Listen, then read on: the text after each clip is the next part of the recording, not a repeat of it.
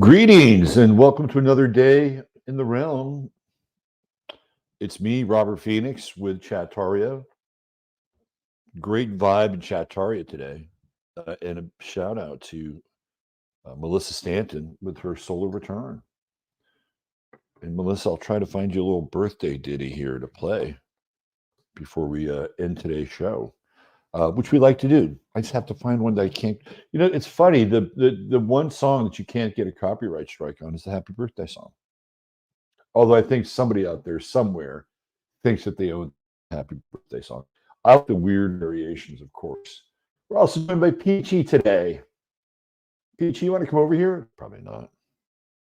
Peachy is a cat, unlike Jasper, who's a different entity altogether. Anyway, it is the 25th of January, and we are trucking through Aquarius here, aren't we?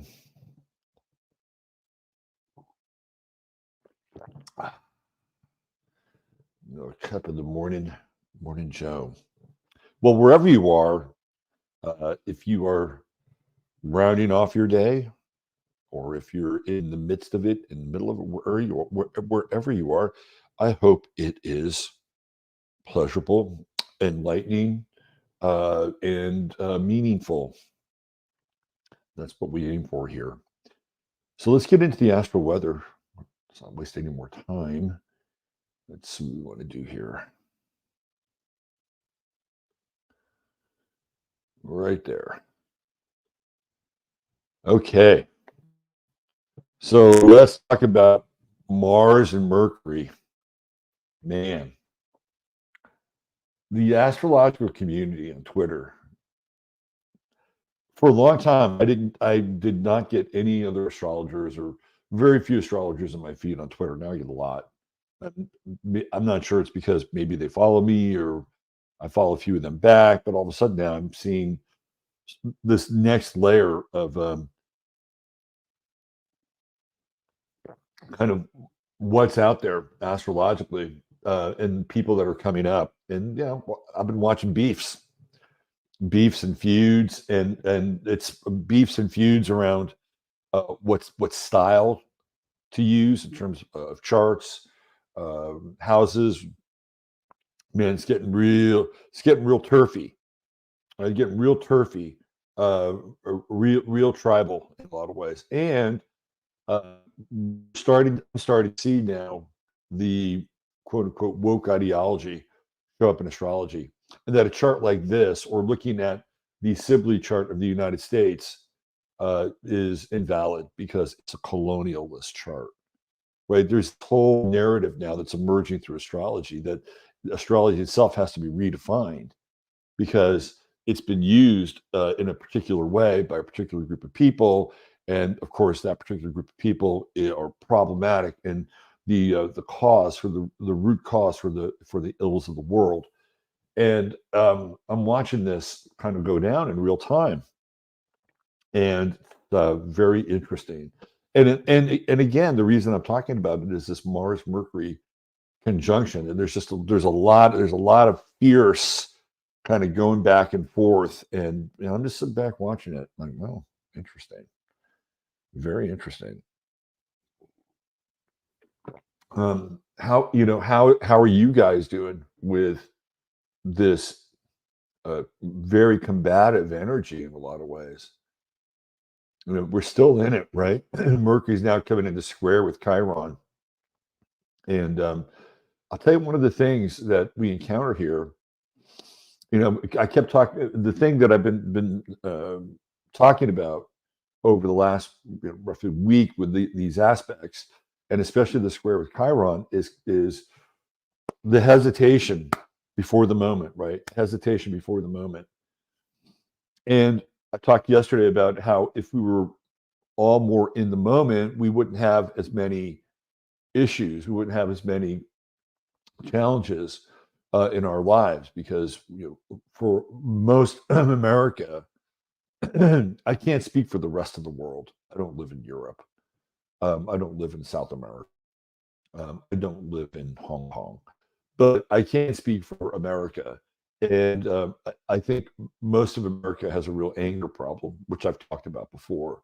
Not that Americans are angry, although they are angry, and that anger is being stoked all the time, but they have a backlog of anger and they don't know what to do with it, which is why somebody like Trump, Donald Trump, is so popular, because he becomes the mouthpiece for their anger, right? He becomes the vox populi, and that's what happened in 2016, and it's happening all over again. And I don't necessarily think it's healthy. And I'm not here to necessarily besmirch Trump or his campaign or anything like that. That's a whole different discussion. But it's this idea that we could have somebody externally process whatever's going on inside of us and represent us in a way that we cannot represent for ourselves. I think that's problematic. And I don't think it's uncommon. I mean, think of all the people who related to Barack Obama in a very different sort of way that they themselves, in their own life, couldn't necessarily actualize. Then they projected their ideals. I think with Trump, it's very different, though. With Trump, it's the sense of angst and feeling disempowered, and that the system, whether it's the fake news or the deep state or whatever it is too much, or the swamp.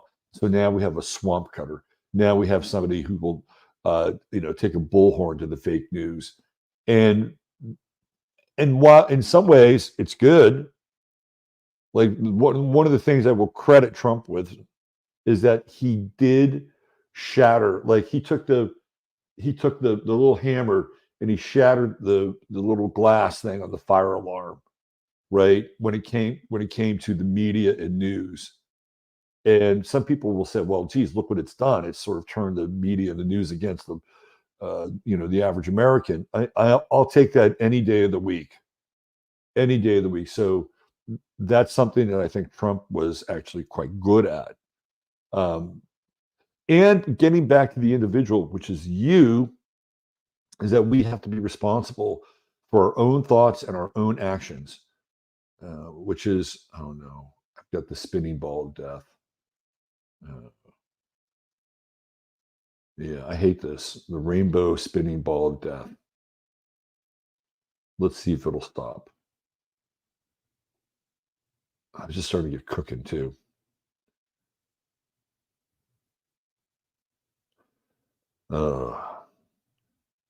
You know what? Anyway, I don't want to have this conversation right now. Hold on. Where are we? Okay, I am going to have to reboot. I apologize. This is the first time I've ever done this with the Astro Weather, but for whatever reason, oh, here we go. Good, good, good. Come on, you can do it. Come back. Thank you. I didn't have to force quit. Anyway, this is all about being responsible for your thoughts and actions. I suppose if we and look, I'm going to say something. Not that you need my permission, but it's okay to make a mistake. It's okay to cross the line, as long as the line that you're crossing isn't too egregious, right? Like if you slit somebody's throat, that's really crossing the line. And I don't advocate slitting somebody's throat. That could have some severe consequences in your life, unless, of course, you belong to a certain group in which maybe it may have less consequences. But we're not going to have that conversation right here. So here's part of this with this square with Chiron.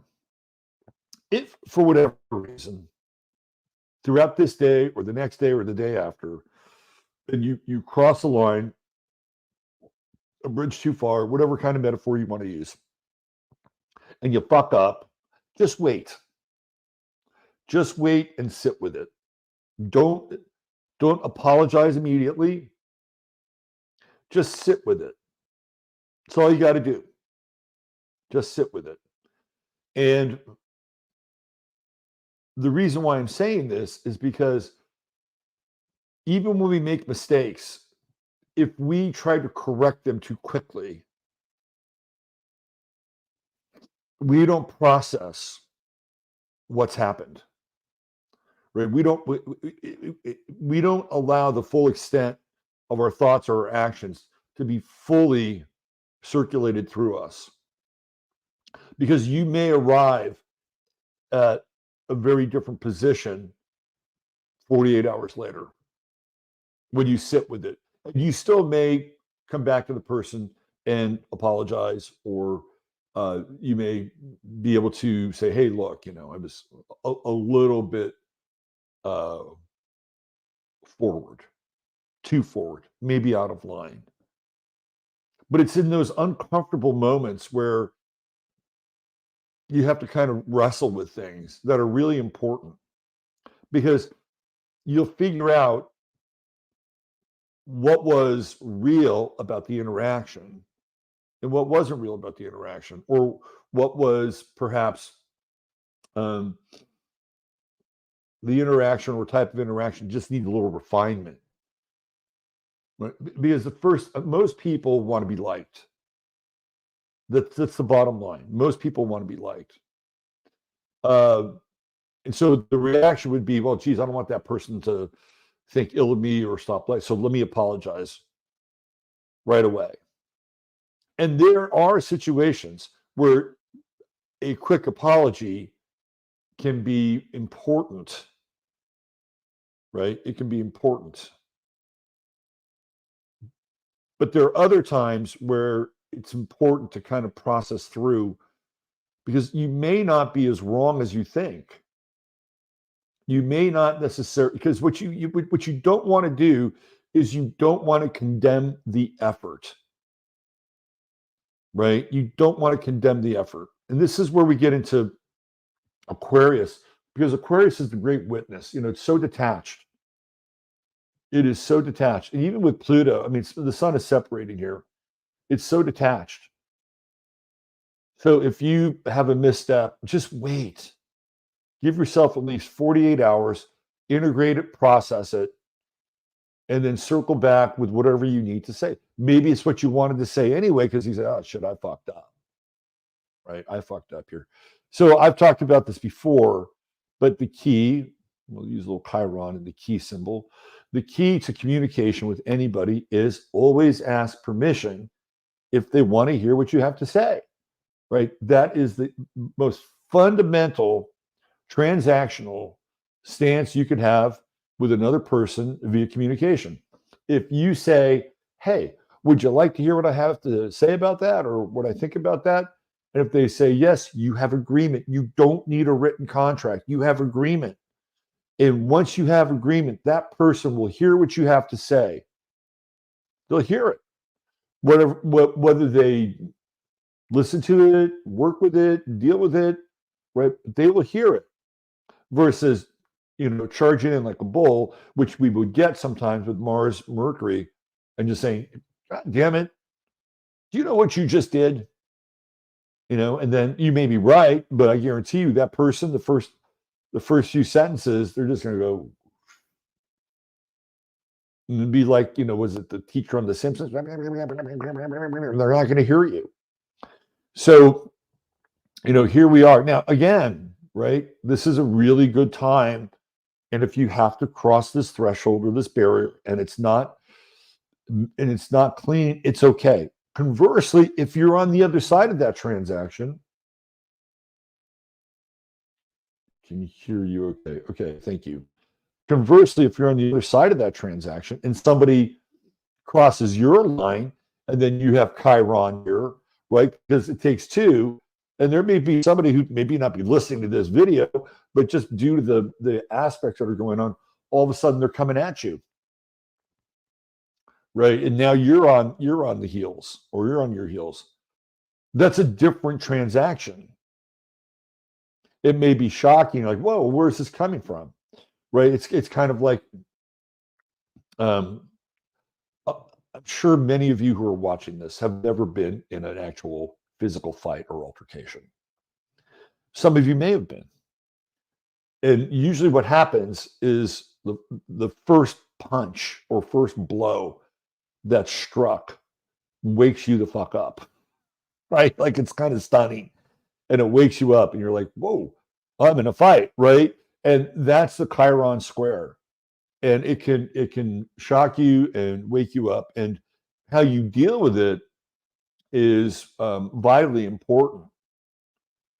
So one of the things, if you're on the receiving end of that transaction, try not to react. You may be offended. You may feel like your pride is wounded. Right? Like, where is this person coming from? Try not to react. Again, kind of wait. Just watch yourself. And you can go through all these different sorts of emotions. Your adrenaline, goes up. Your cortisol goes up. You start to breathe a little more, fight or flight, right? And then your thinking just becomes different. Whether it's online, I'll show that son of a bitch, you get your keyboard, and then you realize that you can. What is this? Hold on, somebody send me this attachment. Why do they do this during the show?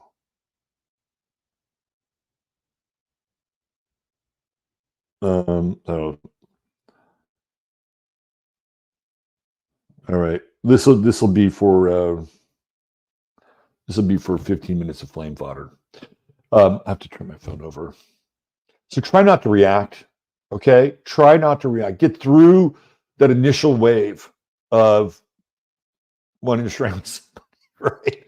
Just get through it, because once you get through it, then you can have a much cleaner response. I can't tell you how many times I've gone down that alley on Twitter, and I just, somebody types something, and immediately what I want to do is get right in and basically set the record straight or put the other person on their heels. That doesn't always work well.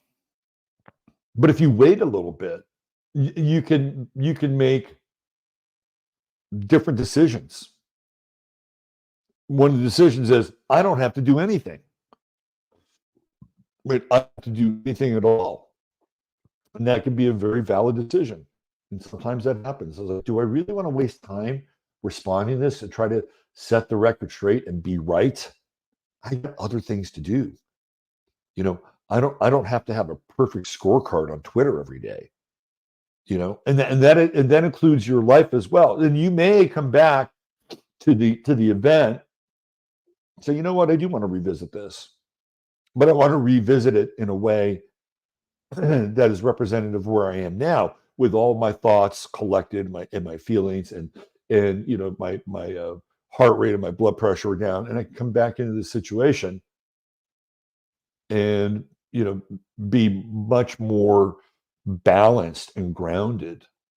So this is a big part of what's going on. And it's funny, somebody just sent me something about violence. Somebody just sent me earlier today, I was reading about that there was riot squads kind of like forming in Texas here. We've got this border skirmish going on with the Biden administration and Greg Abbott. This stuff is real. This is real. Okay, so this is from the collective space. We are dealing here with these two aspects, and these square with Chiron. Again, you got to remember the Chiron at 20 degrees in the chart of the United States. Yes, that colonialist chart is at 20 Aries, and I have maintained for a very long period of time that this Chiron return for this country has everything to do with guns and gun control and the Second Amendment. So just keep in mind, right, that we are dealing with a very volatile situation. Not to spread any fear, not to get you all worked up and go, oh my God, I'm just telling it like it is. And if you're prepared for a situation like that, and who's really prepared for a situation like come on, how many of us have ever faced a situation? But if you know and understand, at the very least, with your conscious mind, that something like this could happen, when it does happen, you'll have an anchor. You won't be all of a sudden thrust into panic mode. You won't be thrust into panic mode. You'll remember, you know what? There's a potential for this to happen. And it's really important to be in the moment. I'll tell you a little story, a personal story. It's about being in the moment. It's a crazy story, but it's one of the stories that kind of I learned a lot from it. A long time ago, when my kid was young, we went tubing in California, Big Sur to be exact. And we were at this campground where you could rent these tubes. And when we rented the tubes and we got into the water was deep and it was placid. He was young. He might have been, I don't know, maybe 7 years old. He wasn't really big. And so we're going down this, kind of little lazy river in Big Sur at the campground. And then all of a sudden we turn the corner and then this river goes right to the ocean.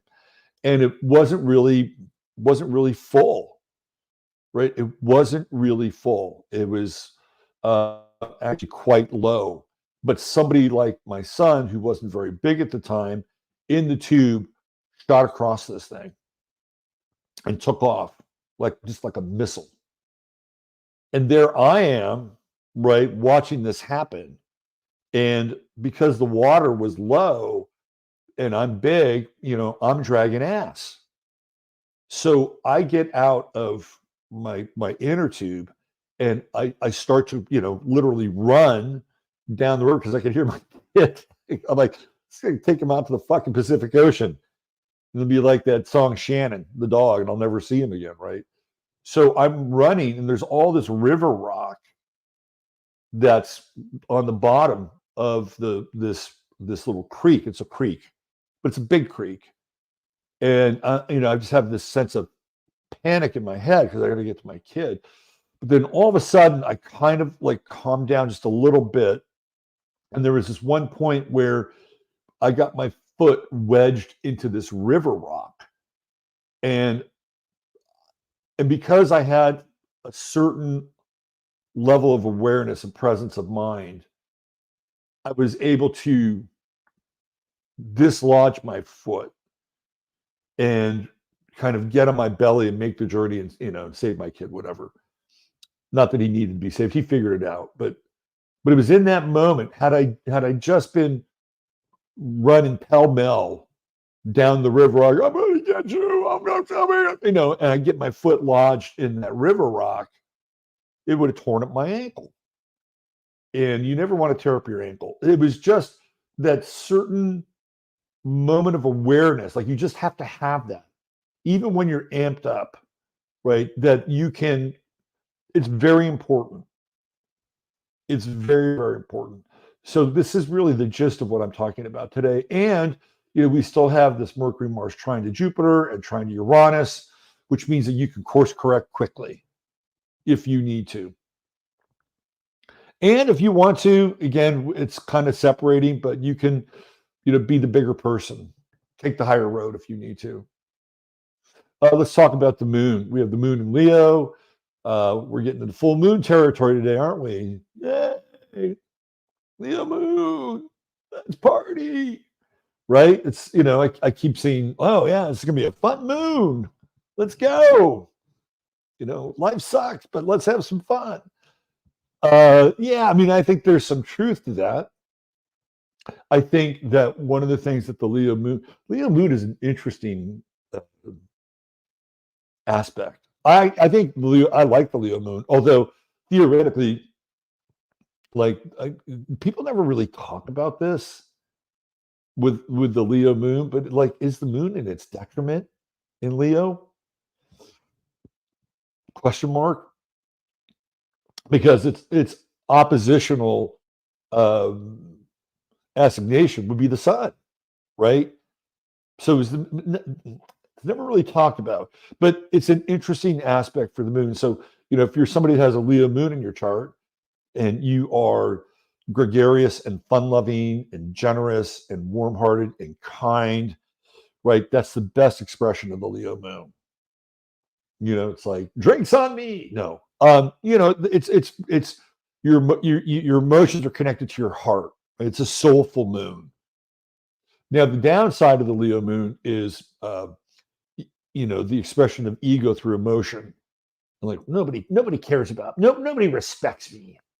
Nobody respects me. People may like me, but they don't respect me. Like that's kind of like the Leo moon. Like I'll show them. But by and large, I think it's actually a really good placement for the moon. And today we have an in conjunct starting with Venus and Saturn. So what are we trying to get out of this moon? Do you feel alone in your relationships? Do you wish that there was kind of more traction with relationships as it relates to your emotions? Are you feeling stuck or held back by people that you may have a covert contract with around emotional expression and permission? That's all part of this yod. And it's quick. It's just happening during these hours. So if we went into the moon later tonight, that yod's not happening, right? By the time the moon gets to 9 degrees, pretty fast, it moves out of the yod with Saturn. And clearly it's way out of the yod. It's just early today, right? So watch that as well. Watch your pride. Watch your pride. But we do have this nice trine. Ooh. Just again, this is just this morning. We got this nice trine with Neptune, and it's creative and it's empathic and it's compassionate. So yeah, it's like here transactionally, we got something else going on. And over here, if we factor in the moon, I think it could be interesting. It could be something where you sort of round up to the next level. It's kind of like how when these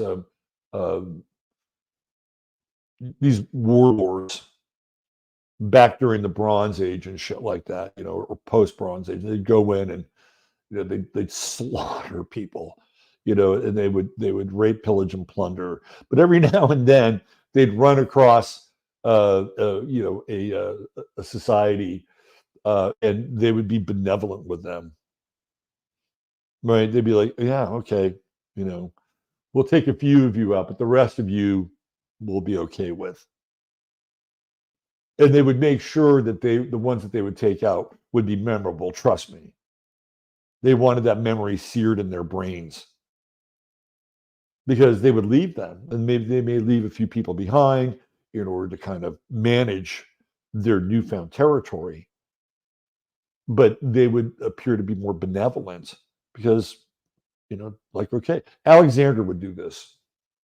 Alexander was very good at this. That's kind of like the moon in Leo. If you have some form of, let's say, upper hand, or let's say in a transaction, you wind up being the person who comes out on top. Don't gloat. Don't gloat. The Leo moon can be very gloaty. And then here we've got this opposite. Today, this is really interesting. The early morning hours here in this country with this moon Pluto opposition. This feels, I hate to use the word intense, but it does feel intense. It does feel intense. It feels like, if we look at like Sun and Pluto in Aquarius, it's very machine-like. It's like the machine. I often think of Aquarius sometimes as being this great machine because of its roots in technology and sort of this detached and scientific kind of perspective. And over here, the moon in Leo is just, crying out, the humanity. So there's a lot of passion early in the day here. And it'll be very interesting just to see what events unfold. When we get into Leo, for better or worse, we start talking about children because Leo rules children. And everything's kind of pointing at the moon in Leo today. So what are we dealing with? Are we dealing with schools, school situation?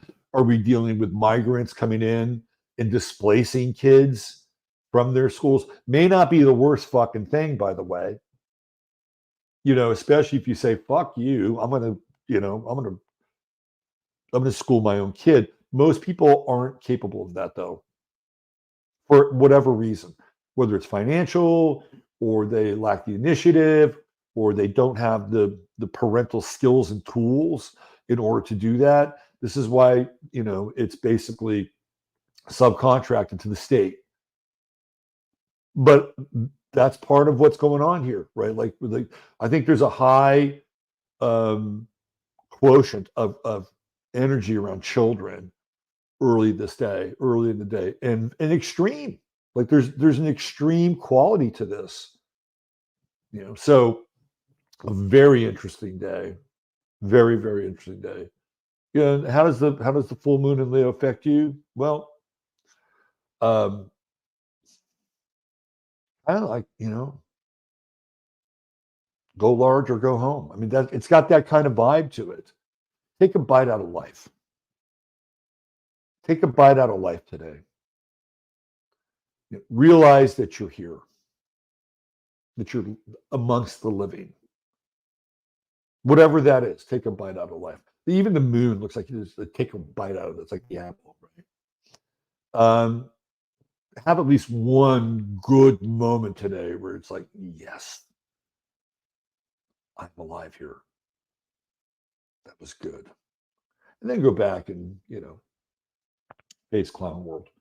Okay, speaking of clown world, let's get into our True Hemp Science star of the day.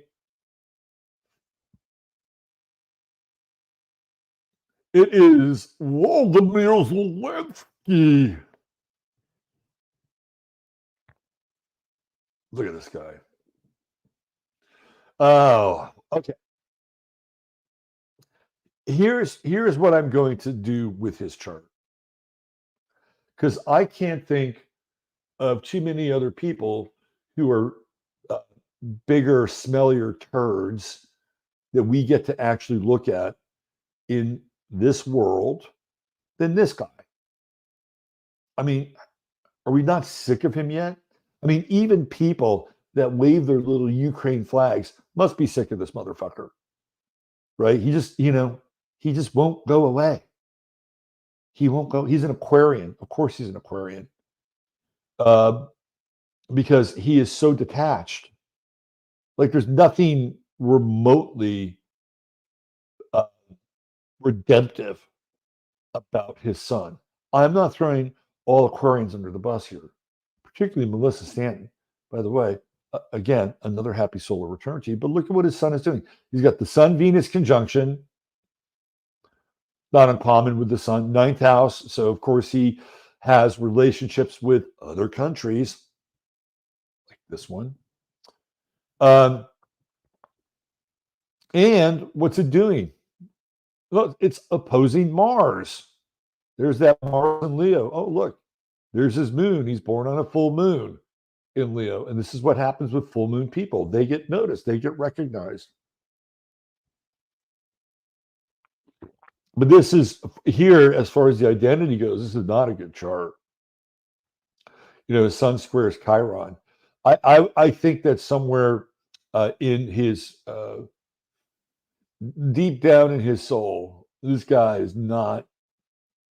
He's not okay with being on this planet. He's not okay. Something happened.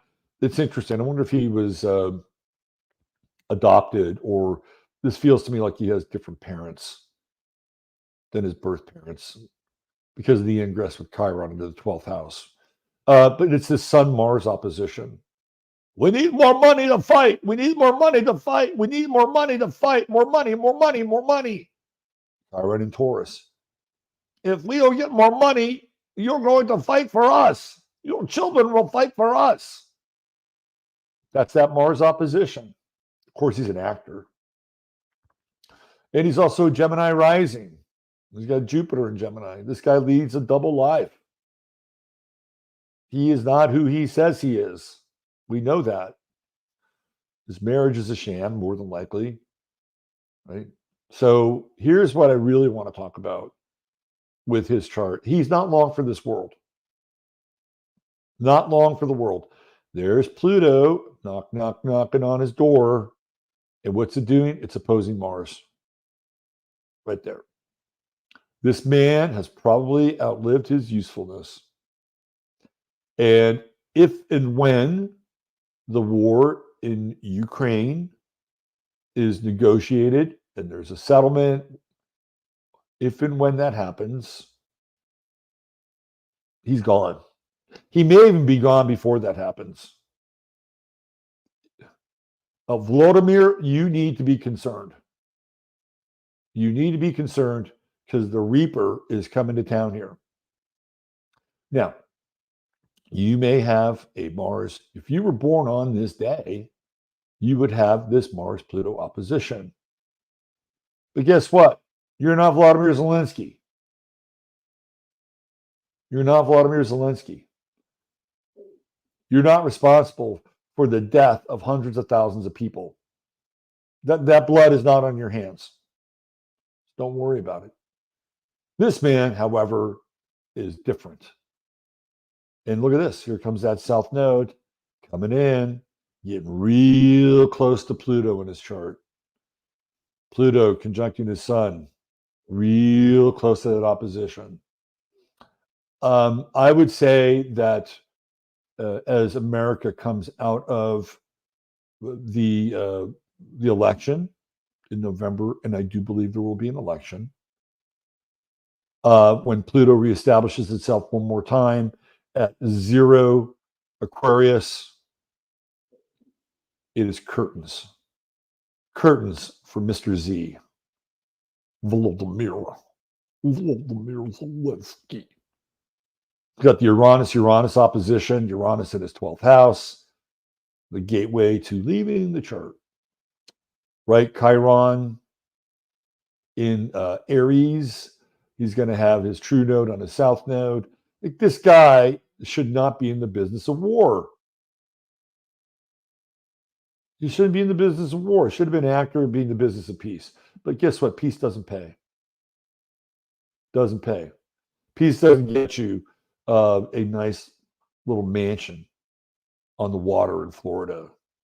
It doesn't get you mounds of cocaine. The other thing too about, I've always felt like, and again, I could be completely wrong, but I always felt like with Zelenskyy, a lot of the time he was on a set. Like, how do we know that he was even in Ukraine? You know what I mean? Like, there could be shots of him walking around and, troops saluting him, right? But I always felt it was like weird that whenever these celebrities would come visit him, they would travel halfway around the world, to Ukraine and put themselves in some degree of personal threat, right? Because it's a war zone. However, if they had to travel across the country and go to Florida, that'd be a whole different thing. So I feel like there's a lot about this whole Zelenskyy thing, especially with Jupiter in Gemini on the ascendant. We don't know about, right? Like, even with Neptune here opposing his ascendant, his actual physical position in the world can be debated. Anyway, I don't think he's long for this world. Those are my thoughts. And that is your True Hemp Science star of the day, Volodymyr Zelenskyy. And of course, True Hemp Science is the sponsor of this show. And True Hemp Science is one of the absolute best places where you can procure CBD. Yes, indeed. And not just any CBD, but CBD that is of extremely high quality, organically sourced. Oh, and look, Chris has some new things going on here. Solara, these are the new products. Blistopia, new products. Look at this stuff. This is what we've been waiting for. Right here. Reviva, super terpenes, Solara, Lumina. This is all the good stuff that Chris has been working on. So it's there now. And if you have any questions about any of the new products, you can make an appointment and he'll be able to answer all the questions for you. And the gummies, I rave about the gummies. And we got another one coming here. Look at this. Doze Organic Sleep Remedy. Here we go. So all you got to do here is spend $100 or more and type in 15MINS, 15MINS, and you will get free goodies with your shipment. $150 or more get you free shipping, and there's always a 30-day money back guarantee. All right. Let's see if we can find a quick little birthday ditty for Melissa. Send her out into the world, and the rest of you out to the world with that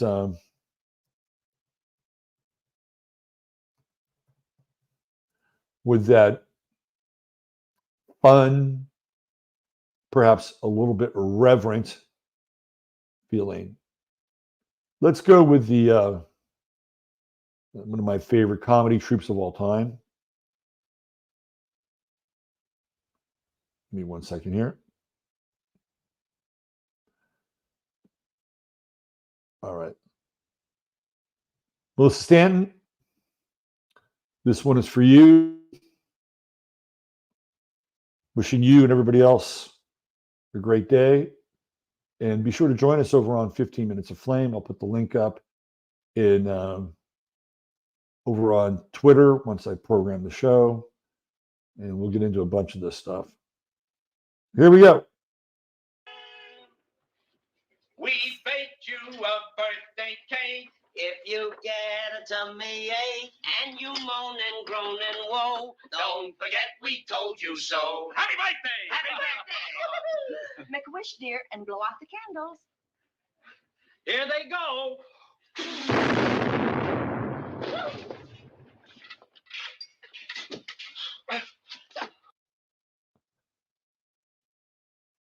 The Three Stooges. One of the greatest comedy troupes of all time. We'll see you back here tomorrow. Bye for now.